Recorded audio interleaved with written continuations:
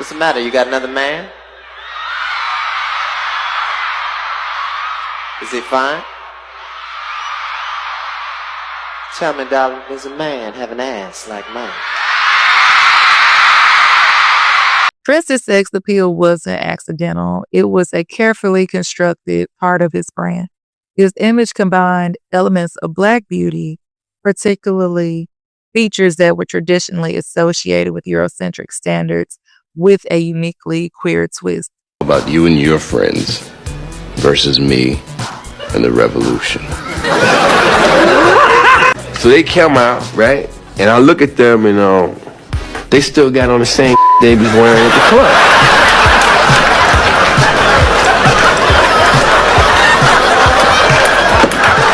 club. The shirts against the blouse. And when I said that, this look came on his face. He ice drilled me. Play ball. He was crossing cat, like I was crossing me up, snatching it down. Shoot the J. Shoot it! Let's run a play. Computer blue. Darling Pickett. You want to be bent over in front of a cat like that, you know what I'm saying? Prince was incredible. He embodied a new form of Black masculinity that challenged what was considered attractive or acceptable in the mainstream.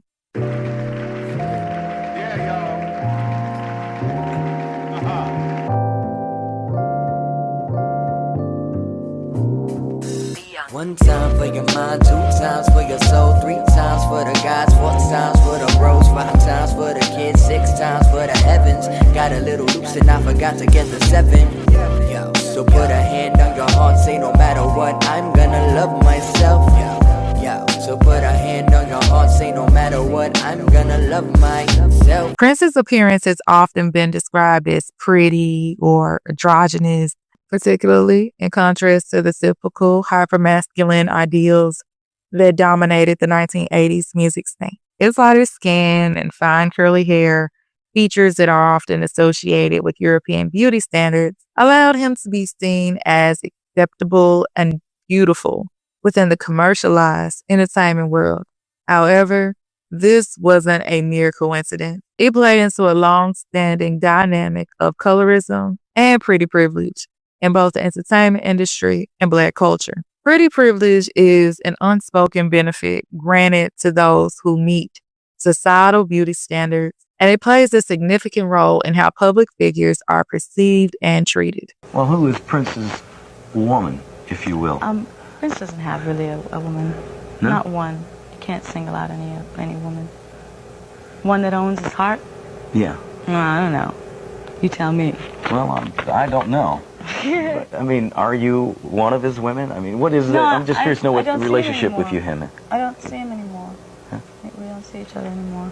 I think it's really nice that Prince has given a lot of different women a lot of chance, because I don't know any other people that are like that, you know, that really give you a chance to go out and have a career. In Prince's case, his physical features granted him a certain level of access and adoration from mainstream audiences, but this was not without complication. His lighter skin, wavy hair, and pretty appearance gave him an advantage in a world that often devalues darker-skinned Black men. Despite the privilege these features may have afforded him, Prince never let them define his artistry or limit his image.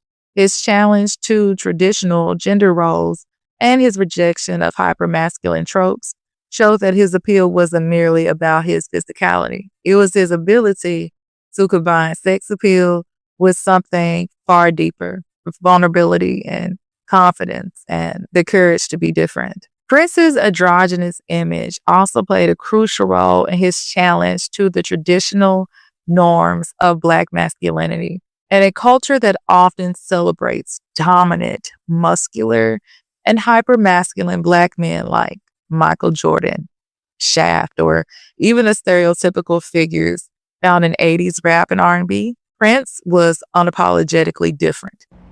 Because of some of the stances that I take, people are going to have different viewpoints of me depending upon which side of the fence they're sitting on. You know, like we were talking about the music industry, a merchant would have trouble being called a bean counter when in fact they know that's true. They'd be hard pressed though to try to sing a song with me.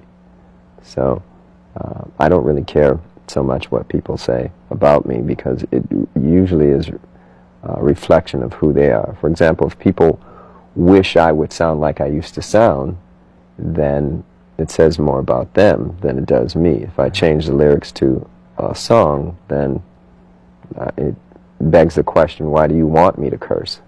Why do you want me to talk like other people? See, cursing was cool when nobody was doing it, or just a couple people. You know? Yeah, like if... Can we hear Erotic City one more time?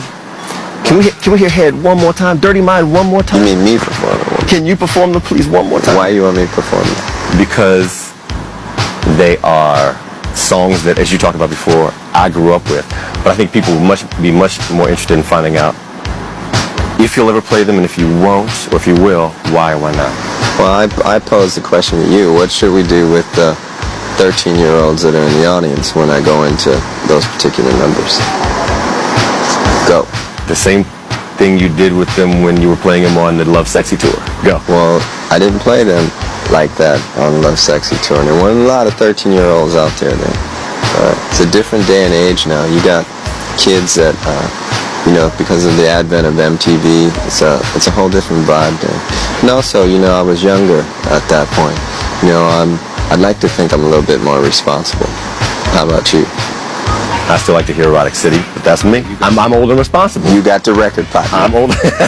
His fashion choices, his sexual fluidity, and his ability to embody both masculine and feminine energy were a challenge to the Black male identity that had been shaped by decades of oppressive societal expectations.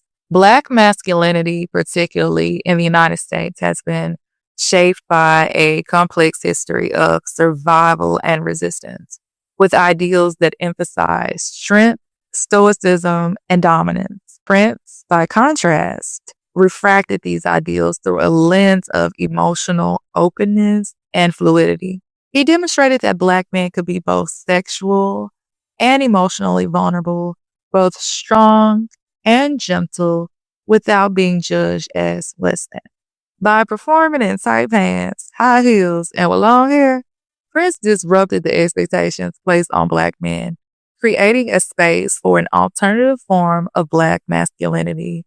He made Black male beauty not just about physical strength, but about emotional depth, artistic vulnerability, and an undeniable sexual appeal that existed beyond traditional norms. Prince embodied a kind of resistance to the commodified, stereotypical image of Black men in mainstream media. His sex appeal was not just about his body, it was about how he presented his body to the world, how he allowed his identity to be complex, layered, and contradictory. He wasn't just selling an image, he was selling an idea of freedom. So now we'll talk about the intersection of raised beauty standards and again, the commodification of sexuality. So Prince's defiance of traditional beauty standards was not just about sex appeal. It was about how he engaged with race and sexuality in ways that were often misunderstood. His lighter skin was depicted as being of mixed race heritage, which some believe again gave him access to certain advantages, but they also created tensions within the Black community about what Blackness looked like. Prince's features, his lighter skin, his Eurocentric facial structure, played into a long history of colorism. While his appearance gave him access to mainstream audiences, it also placed him in a complicated position regarding his Black identity. His acceptance within predominantly white spaces could be seen as part of the system of commodifying Black bodies for mass consumption. Yet Prince didn't let that confine him. While some saw Prince as too pretty or not Black enough, others saw him as a symbol of complex Black identity. His sexuality, often fluid, never conforming to heteronormative ideals, further confused critics, forcing society to confront the idea that Black men could be sexually desirable without fitting into rigid conventional molds. In many ways, Prince became the epitome of Black beauty, someone who defied the boundaries of what it meant to be both Black and beautiful. He made space for the exploration of Black sexuality outside of the stereotypes of the strong Black man and the hypersexual trope.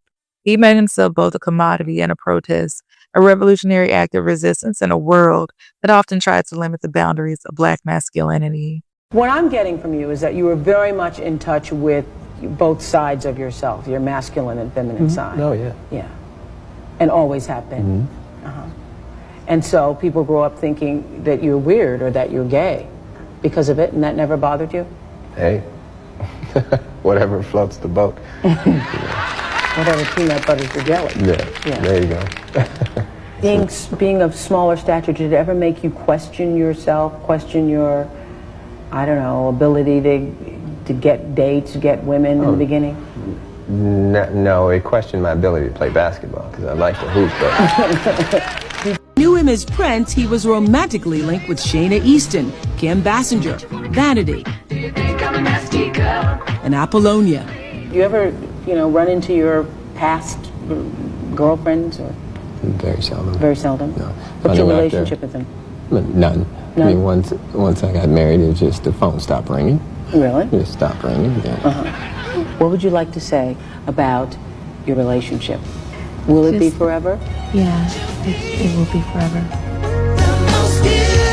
So, in conclusion, Prince's legacy is more than just musical. It's cultural, political, and yes, even physical. His beauty, his sex appeal, and his refusal to fit into the boxes society had created for him marked him as one of the most important artists of his time. He wasn't simply commodified, he commodified himself, reshaping the world's expectations of Black men, beauty, and sexuality. Today, Prince's image continues to resonate with fans who see in him the freedom to be themselves, to be true to yourself, flaws and all. What are your thoughts on this subject? Do you have a favorite Prince song? Let me know down below. And thank you so much for listening to Books and Looks TV. I'll see y'all next time. I was brought up in a black and white world.